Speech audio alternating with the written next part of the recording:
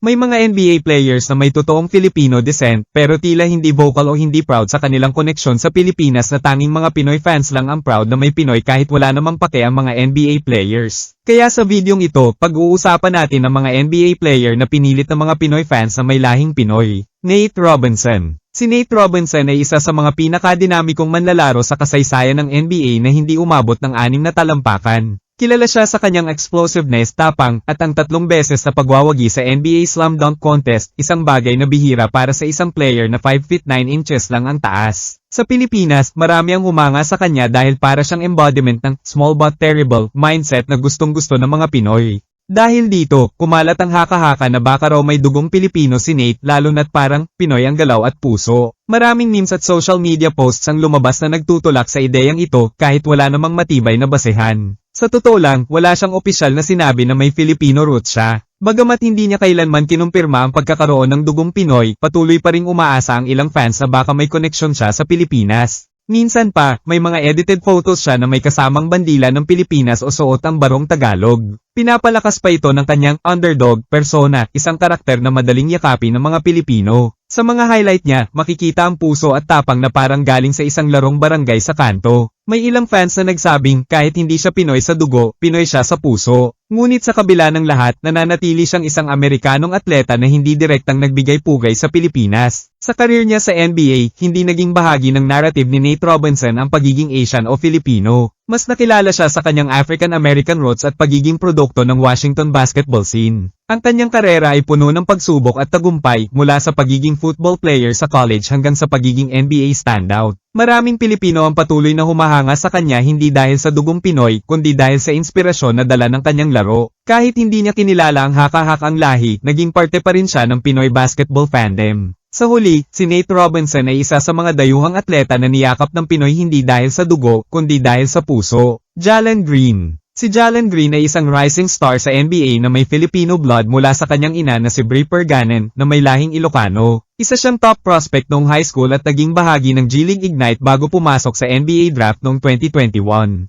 Nang siya ay madraft bilang second overall pick ng Houston Rockets, agad siyang naging inspirasyon ng maraming Pilipino. Sa mga unang taon niya, makikita sa ilang interviews at suot niyang Pilipinas jacket ang kanyang pagpapakita ng koneksyon sa bansa. Maraming fans ang natuwa dahil isang Phil-M ang umangat sa pinakamalakas na basketball league sa mundo. Para sa mga Pilipino, si Jalen ay simbolo ng pag-asa at representation sa international stage. Gayunpaman, sa kabila ng kanyang lahi, marami ang nakapansin na hindi siya masyadong vocal sa kanyang pagiging Filipino. Inaasahan ng ilang fans na sasama siya sa gilas o magbibigay ng suporta sa local basketball scene, ngunit hindi ito natuloy. Bagamat bumisita siya sa Pilipinas noong 2022 para sa isang promo tour, tila limitado ito sa commercial engagements kaysa tunay na basketball involvement. May mga nagsasabi na hindi siya tunay na proud Pinoy dahil bihira siyang magsalita tungkol sa kultura o gumawa ng konkretong hakbang para makipag-ugnayan sa basketball sa bansa. Marami ang nadismaya, lalo na't sabik ang Pinoy sa representation sa NBA. Sa social media, hati ang opinyon, ang iba ay nauunawaan siya, ngunit ang iba ay tinuturing siyang half-hearted sa pagiging Pinoy. Sa kabila ng mga opinyon ng fans, hindi maikakailang mahalaga pa rin si Jalen Green sa Filipino basketball community.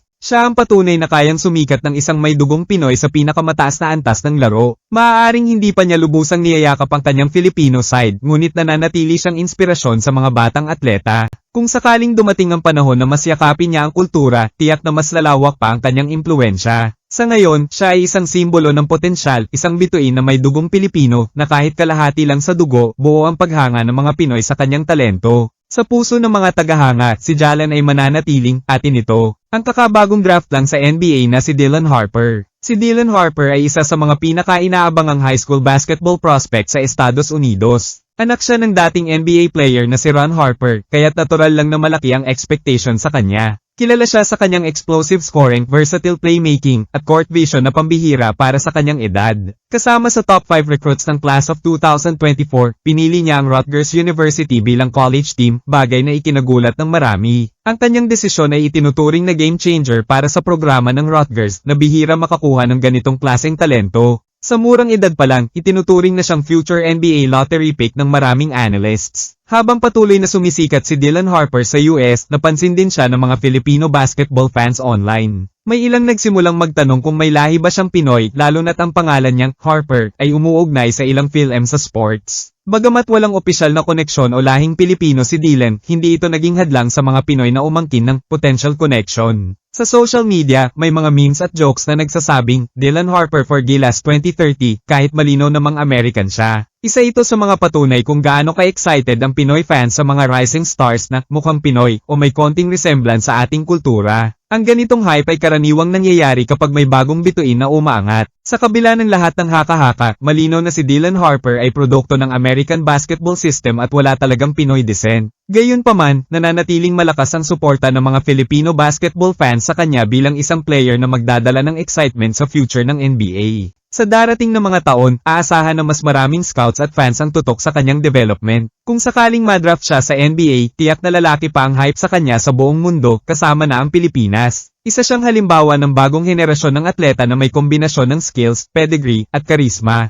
At kahit hindi siya tunay na Pinoy, tila parte na rin siya ng ating fandom dahil sa galing, hindi sa dugo. Jared McCain. Si Jared McCain ay isa sa mga pinakakilalang pangalan sa college basketball ngayon, hindi lang dahil sa kanyang laro kundi pati na rin sa kanyang presensya sa social media. Kilala siya bilang combo guard ng Duke Blue Devils, isa sa mga pinaka-prestihiyosong basketball program sa Amerika. Bukod sa kanyang shooting at handles, naging viral siya sa TikTok dahil sa kanyang sayaw, skincare routine, at confident personality. Sa kabila ng kanyang kasikatan online, hindi niya pinababayaan ang kanyang laro sa court, nag-average siya ng solid na puntos at may leadership na hinahangaan ng marami. Ang kombinasyon ng galing at karisma ang dahilan kung bakit mabilis siyang sumikat sa basketball at pop culture. Marami ang nagsasabi na malaki ang tsansa niyang makapasok sa NBA draft sa mga susunod na taon. Habang lumalaki ang pangalan ni McCain sa US, may ilang Pilipinong fans ang na-curious sa kanyang background. Dahil sa kanyang moreno at mestizo na features, maraming nagtanong online kung siya ba ay may lahing Filipino. May mga nagpost pa ng memes at fan edits na nagsasabing Jared McCain para sa Gilas o Jared Makino McCain. Pero sa katotohanan, wala siyang kinilalang koneksyon o Filipino roots sa anumang opisyal na ulat o interview. Isa lamang siyang American athlete na napamahal sa ilang Pinoy fans dahil sa kanyang itsura, swag, at TikTok charm. Tulad ng ibang NBA-bound players, automatic na napupunta sa radar ng mga Pinoy ang mga promising prospects na mukhang Pinoy. Kahit walang dugong Pinoy si Jared McCain, hindi may kakaila ang kanyang growing fanbase sa Pilipinas. Mahilig ang mga Pilipino sa mga player na may personality, tapang, at puso, at si McCain ay tumutugma sa lahat ng ito. Ang kanyang expressive nature at confidence ay parang kombinasyon ng atleta at artista, bagay na madaling yakapin ng Pinoy fans. Kung makarating siya sa NBA, malamang ay mas lalo siyang sumikat sa Pilipinas bilang isa sa mga pinaka-entertaining na bagong mukha ng liga. Sa ngayon, isa siya sa mga patunay na hindi lang talento sa laro kundi pati na rin ang personal branding ang nagpapasikat sa isang atleta. Si Jared McCain, hindi man Pinoy sa dugo, pero pasok sa panlasa ng Pinoy. Alam niyo ba kung sinong NBA player na proud na may Filipino roots? Walang iba kundi ang Utah Jazz elite guard na si Jordan Clarkson.